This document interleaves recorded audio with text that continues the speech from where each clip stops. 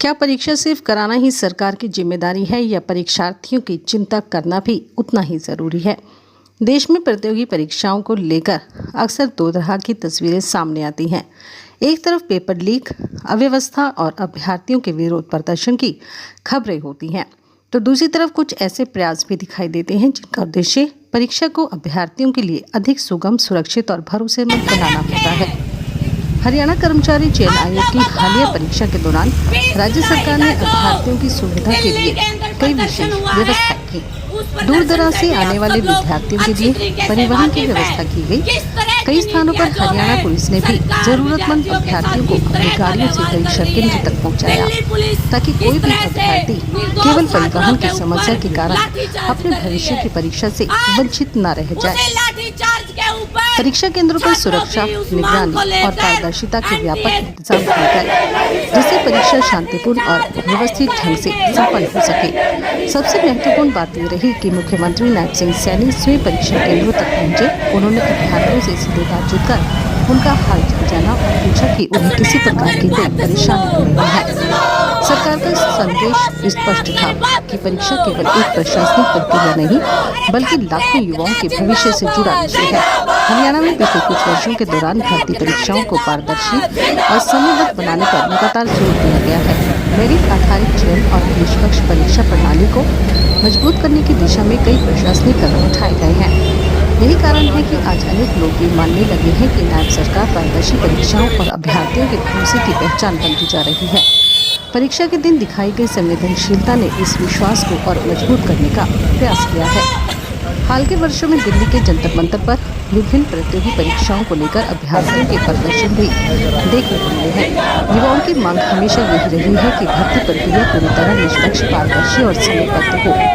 लोकतंत्र में अपनी बात रखना हर नागरिक का अधिकार है, लेकिन ये भी जरूरी है कि जहां सरकारें सकारात्मक और प्रभावी कदम उठा रही हैं, उन्हें भी उसी निष्पक्षता से देखा जाए।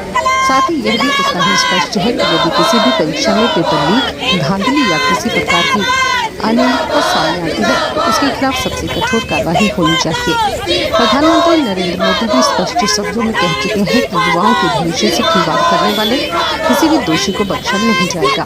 नीट परीक्षा से जुड़े मामलों में भी जांच एजेंसियों को सक्रिय किया गया, दोषियों के खिलाफ कार्रवाई की गई और जहां आवश्यकता पड़ी वहां पुनः परीक्षा आयोजित कर योग्य अभ्यर्थियों के हितों की रक्षा का प्रयास किया गया।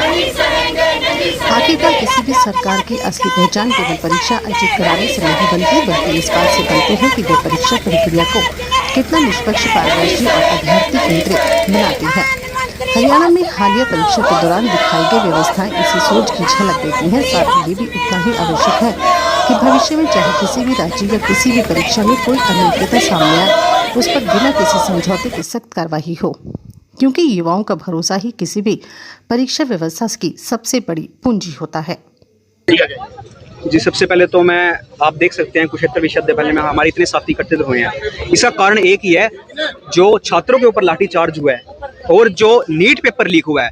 मैं पहले भी कह चुका हूँ और अब भी कह रहा हूँ, हम किसी की पार्टी की सपोर्ट में नहीं आए हैं। हम उन छात्रों के साथ हैं जिनके ऊपर लाठीचार्ज हुआ है। पहले तो उनके ऊपर उनका नीट का पेपर लीक हुआ और अब उनके ऊपर लाठीचार्ज हुआ है। हमारी सिर्फ एक ही मांग है कि धर्मेंद्र प्रधान अपना इस्तीफा दें और उसके ऊपर भी जांच बिठाई जाए कि छात्रों के ऊपर जो पुलिस की वर्दियों में क्या तक पुलिस थे नहीं थे, उनके ऊपर क्या तक इन लोगों ने उनके ऊपर, आप देख रहे हो वीडियो में किस प्रकार से छात्रों के ऊपर ऐसा लाठीचार्ज मैंने तो अपने 23 साल 24 साल की उम्र में नहीं देखा, और ना ही मेरे से पहले जो जनरेशन है उन्होंने ऐसा लाठीचार्ज देखा। तो मैं सिर्फ एक ही मांग करता हूं कि जो एनटीए के चेयरमैन है उनको भी इस्तीफा देना चाहिए, धर्मेंद्र प्रधान को भी इस्तीफा देना चाहिए। इतनी बड़ी बात ये नहीं है, उनको अपना इस्तीफा देके बात खत्म कर देनी चाहिए। छात्रों के लिए अगर वो इतना सोचते हैं तो छात्रों की आवाज़, जो इतनी बड़ी छात्रों की आवाज़, उनको सुननी चाहिए और इस्तीफा देना चाहिए। मैं यही कहता हूँ कि धर्मेंद्र प्रधान अपना इस्तीफा दें। मेरा नाम है प्रशांत त्यागी उमर। कि आप लोग पिछले 1-1.5 महीने से देख ही रहे हैं कि जंतर मंतर के ऊपर प्रदर्शन चला हुआ है। वो प्रदर्शन किस वजह से चला हुआ है, इस चीज से भी हम अच्छी तरीके से वाकिफ हैं कि जो नीट का पेपर हुआ था वो पेपर लीक कर दिया गया था, और उस पेपर को के लीक होने के बाद जो हमारे पूरे देश के अंदर है 22 छात्रों ने आत्महत्याएं की है। ये जो नेशनल टेस्टिंग एजेंसी है, जो एनटीए है, ये एक नेशनल टॉर्चर एजेंसी बनी हुई है। सबसे पहली मांग तो हमारी इस प्रदर्शन के दौरान हम यही रख रहे हैं कि जो नेशनल टॉर्चर एजेंसी जो सरकार ने बनाई है, विद्यार्थियों को टॉर्चर कर रही है, जो उनको सुसाइड करने के लिए उकसा रही है, उस एजेंसी को भंग किया जाए। दूसरी हमारी मांग है धर्मेंद्र प्रधान का इस्तीफा, जो हमारे राष्ट्रीय शिक्षा मंत्री है, क्योंकि एक जिम्मेदारी के लिए हमने उनको बिठा रखा है उस गद्दी के ऊपर। हमने वोट जो है इसीलिए उनको दिया था कि हमारी जो स्वास्थ्य व्यवस्था है, हमारी शिक्षा व्यवस्था है, हमारा जो रोजगार है वो अच्छा हो, लेकिन वो अपनी जिम्मेदारी को निभा पाने में बिल्कुल असफल रहे हैं। तो इसलिए हम धर्मेंद्र प्रधान का इस्तीफा मांग रहे हैं इसके माध्यम से।